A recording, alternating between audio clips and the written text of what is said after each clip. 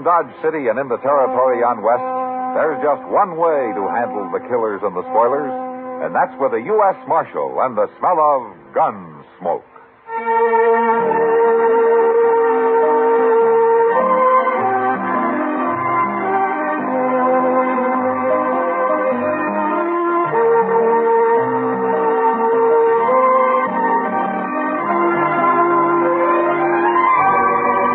Gunsmoke, starring William Conrad, the story of the violence that moved west with young America, and the story of a man who moved with it. I'm that man, Matt Dillon, United States Marshal. The first man they look for and the last they want to meet. It's a chancy job, and it makes a man watchful and a little lonely.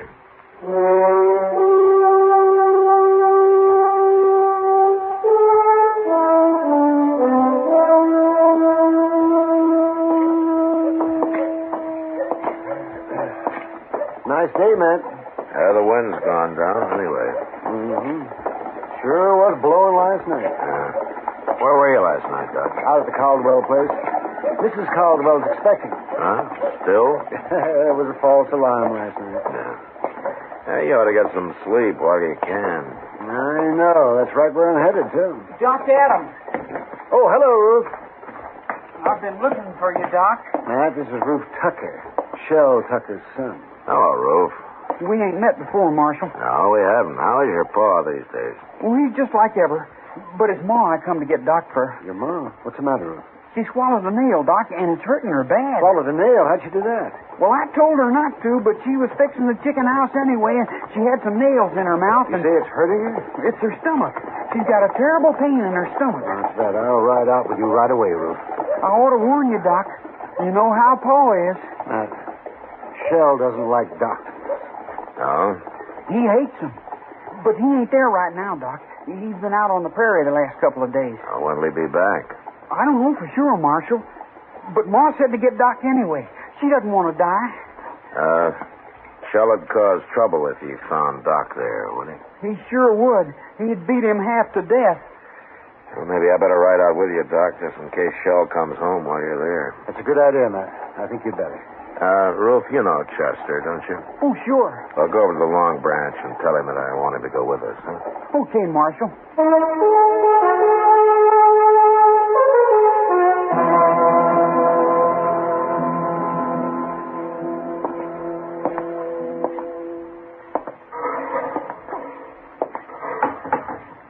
How is she, Mr. Dillon? I don't know, Chester. Doc's still working on her. Well, there ain't no sign of Shell, anyway. That's some help.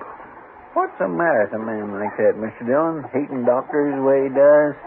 I don't know, Chester. Probably there weren't any doctors around when he was young, and what was good enough for his father is good enough for him. Some fool notion like that, you know. Shell always was a mean old cuss, except for his horses. He's always treated horses like they're human. Did you ever notice that? Shell isn't really a bad man, Chester. He's just ignorant and prejudiced because of his ignorance. If he'd have been here, he'd let Miss Tucker die rather than have Doc operate on her, wouldn't he? Yeah, probably. Oh, that's bad. To me, it is. Maybe if Doc saved him someday, he might get over his ideas. Doc ain't gonna have a chance to help Shell, any. He ain't never had a sick day in his whole life, I know. Oh. You all through, Doc? Yeah, all through, man. How is she, Doc? She's dead. Dead? I guess her heart couldn't take it. I don't know. I had to operate, though. She'd have died sure if I hadn't. It isn't your fault, Doc. You did all you could. Yeah, I know. But I always feel maybe if I'd have done it better, things like this wouldn't have happened. You're not to blame, Doc. You want me to tell Roof? I've already told him. He's in there with her. Huh? How'd he take it? He didn't say a word, Matt. Oh, Doc, you must be plumb wore out. I am. Doc? Oh, yes, sir. You too, Marshal. You're going to have to help me. Sure we'll help you, Roof. What is it? Oh, it's about Pa. I don't know what to tell him when he comes back. Well, just tell him the truth, Ruth. Doc tried to save your mother, but he wasn't able to. Nobody could have. You don't know Pa very well, I guess.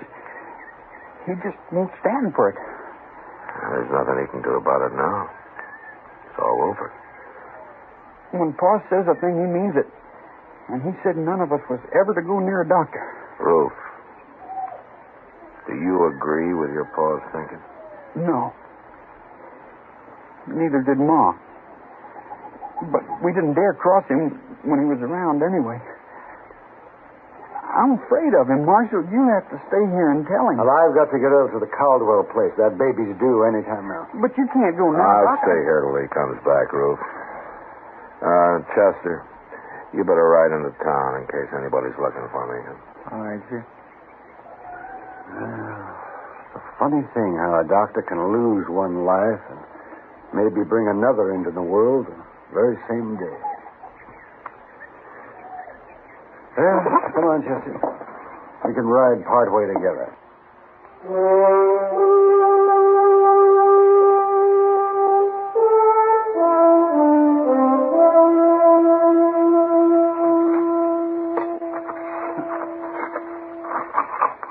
Well, that ought to do it, Ruth. I want her buried good, Marshal. How about a cross? You want to put a cross up? I'll let Pa decide that.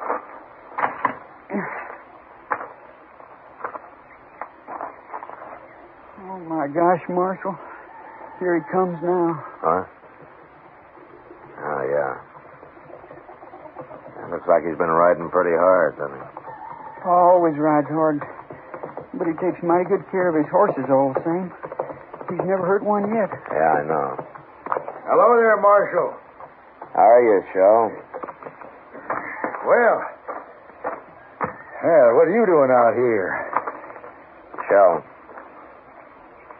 your wife died. Died. Now, Ruth and I just finished burying her. She died. Yeah, just a few hours ago. We didn't know when you'd get back, so we went ahead and buried her. What'd she die of? Well, she was holding some nails in her mouth, and she swallowed one of them. Ruth, take this horse into the barn and dry him off. Sure, Pa. Rub him good now. I will, Pa. Don't let him near no water yet. Oh. What are you doing out here, Marshal? I came out with Doc. Who? Doc Adams. He did everything he could to save her life, Shell. He cut on her, didn't he? Well, he tried to get the nail out, if that's what you mean. She'd have died from it if he hadn't. Cutting on her. That's what killed her. Look, Shell, your wife was dying, and Doc tried to save her. Now, that's what happened, no matter what you think. I got no use for doctors. They're all croakers. That's what my old man calls them, croakers, and that's what killed him. Oh, well, I kind of figured that's where all this came from. Shell, have you ever thought maybe that your old man might have been wrong? Not about them, he wasn't. Who told Doc to come out here? Your wife wanted it. After all the times I've told her to stay away from doctors. Well, I guess she didn't want to die, Shell. I guess she wanted a chance to live. Poor defenseless woman. He come out here and killed her. Well, Doc Adams is going to pay for this, Marshal. I'm telling you right now. You lay a hand on Doc, and I'll run you out of the country, Shell. Maybe it won't be a hand I'll use, Marshal. Try anything like that, and you'll hang for it. I'll find you wherever you go. He killed my wife with his bungling butchery. He's a murderer. There isn't a man in Kansas that'll believe that. Doc's a pretty valuable citizen around here. Not to me, he ain't. It's an eye for an eye, Marshal, like it says in the book. You even try it, and I'll throw you in jail. I don't try nothing. Then you'll hang. Will I, Marshal? I left Shell Tucker standing by his wife's grave, and I rode back to Dodge. Ordinarily, Shell was peaceable enough, but there was no telling what he might do now. Doc stayed at the Caldwell place that night, and the next day, too. I thought he'd be safe there, so I didn't worry about him. Until the next evening. Kitty and I were having supper at the Dodge House. Matt, for a town that lives in the cattle trade, you'd think we'd be able to eat decent steak. You should have had the prairie chicken, Kitty. You didn't have to walk all the way from Texas. Oh, that steak I had got carried. It was too old to walk. Say, I've never eaten prairie chicken, Matt. What's it taste like? Well, I tell you, Kitty, it's a little chicken with an awful lot of prairie. If I didn't know you better, I'd say you'd been drinking. And if I know you, you'll order steak next time anyway. Don't give up easy, Matt. Yeah, I know. Well, remember it, then. Yeah, sure. You don't know much about women, do you, Matt? Well, I'm learning. Yeah, but the pace you've set, I'll be in my grave before you're out of first grade. You know, it took me 10 years to learn how to handle a 6-gun. Well, that's the nicest compliment I've had all day. Drink your coffee. I gotta get out of here. Yes, sir, Mr. Dillon. Oh, hello, Mac. Hi, Doc. Oh, Doc, when'd you get back? Just now. What's it in? Thank you. How's Mrs. Caldwell, Doc? She gave birth to a 12-pound boy this afternoon. Oh, that's fine. Yeah, that's not what I came to talk about, though. Matt, somebody tried to shoot me on the way back from the Caldwell place. Huh? Who was it? I didn't see him. And since I didn't have a gun, I rode straight ahead, fast. Well, where'd this happen? About a mile the other side of the grove. Yeah, I should have come out there and ridden back with you. So you know something about it? Yeah. Shell Tucker. He came back after you and Chester left, Doc. He made some threats. Yeah, I might have known that. But I'm not going to be a target for Shell every time I go on a call in the country. I'm going out and see him, Matt. We'll have this out, face to face. Well, I don't think you can change his mind, Doc, but I'll go with you. If he admits shooting at you this afternoon, I'll bring him back to jail. Maybe I'll bring him back anyway.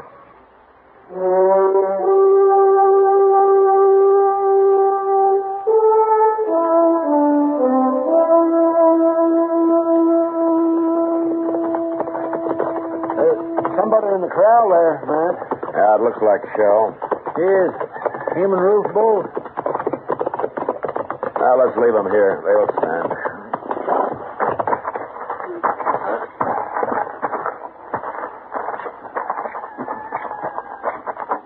They got a horse tied down in there, Mr. Dillon. Well, he's down, Chester, but he's not tied. Oh, my God, he ain't. See, when you look at that. Yeah, he broke his leg. Oh, that's too bad. Well, here we are. Doc, I'll go in first in case Shell gets excited. All right. Go ahead, I'll close it. Hello, Shell. Ruth. Hello? You bring that croaker out here to kill my horse for me, Marshal? Oh, now, Shell. Wait a minute, Doc. I'm sorry about your horse, Shell. That bay is the finest animal I ever owned. What happened? Well, I was just topping him off when he fell. Busted his leg. Oh, blimey. That's too bad. Ruth, go on up to the house and fetch my rifle. Okay, Pa. Terrible thing to lose a horse like this. Yeah. I'll do the shooting if you like, Shell. No, thanks. I'll kill him myself. It's my job. That's a funny thing. We always shoot a horse if it breaks a leg, but we wouldn't think of shooting a man when he does. You croakers got other ways of getting rid of people. I'll overlook that, Shell. But I'll tell you something. I don't want to hear nothing. You like that horse, don't you? Of course I do. Then don't shoot him. Don't shoot him. Look, Shell. That horse is done for anyway. So it won't hurt to let me try to fix his leg the same way I would with a man. It just might work. You mean put a cast on him? I do. I never heard of putting a cast on a horse. You're crazy. It's up to you, Shell. I wouldn't let you near my wife if I'd been here. And I'm not going to let you fool with my horse. All right, Shell. You shoot your horse, and then I'm taking you back to Dodge. What for? You're going to jail for taking a shot at Doc yesterday. Now, I didn't exactly say that. Shut up, Doc. I ain't going to no jail. Yes, you are. Unless maybe Doc changes his mind about charging you with attempted murder. And then I couldn't put you in jail. Oh, that's right. Say, you know, Shell, I might get so busy working on this horse, I'd plain forget about everything else. And I might even save the animal to boot. Now, make up your mind, Shell. I got to get back to Dodge. Well, all right. But you better make it work, Doc. I said I'd try. That's the best I can do, ever. No matter who the patient is. Okay, Doc. You try. But you try real hard. I always do, Shell. Real hard. Chester and Ruth made a fast trip into Dodge for plaster of Paris and some muslin to go under it. And when they got back, Doc went to work. About an hour later, he had a heavy cast on a horse's leg.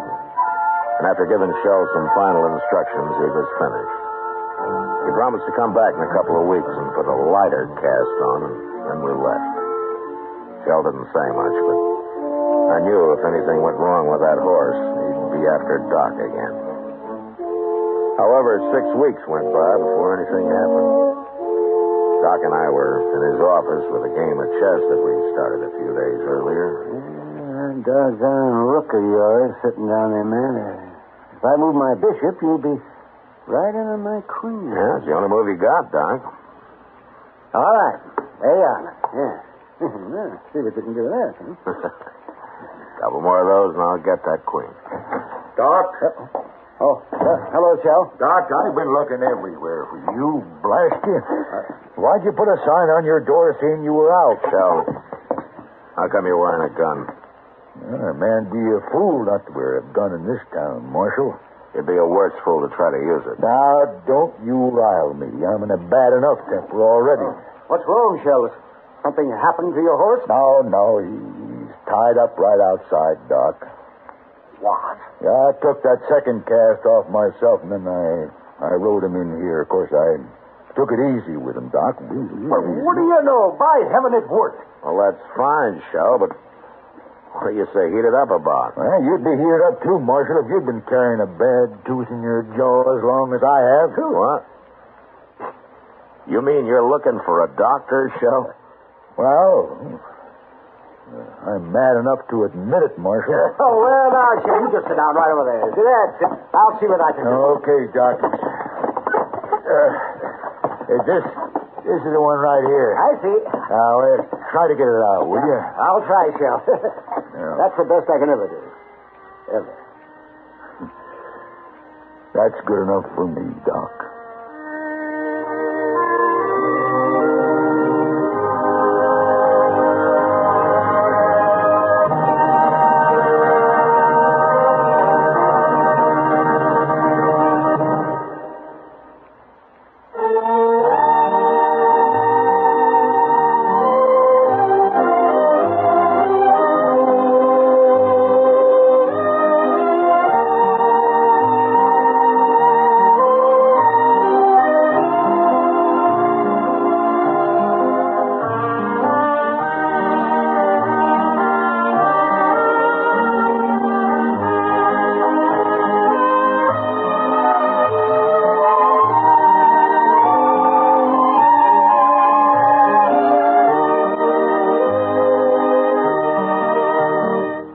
Gunsmoke. Produced and directed by Norman McDonald. Stars William Conrad as Matt Dillon, U.S. Marshal. Featured in the cast were Parley Bear as Chester, Howard McNear as Doc, and Georgia Ellis as Kitty.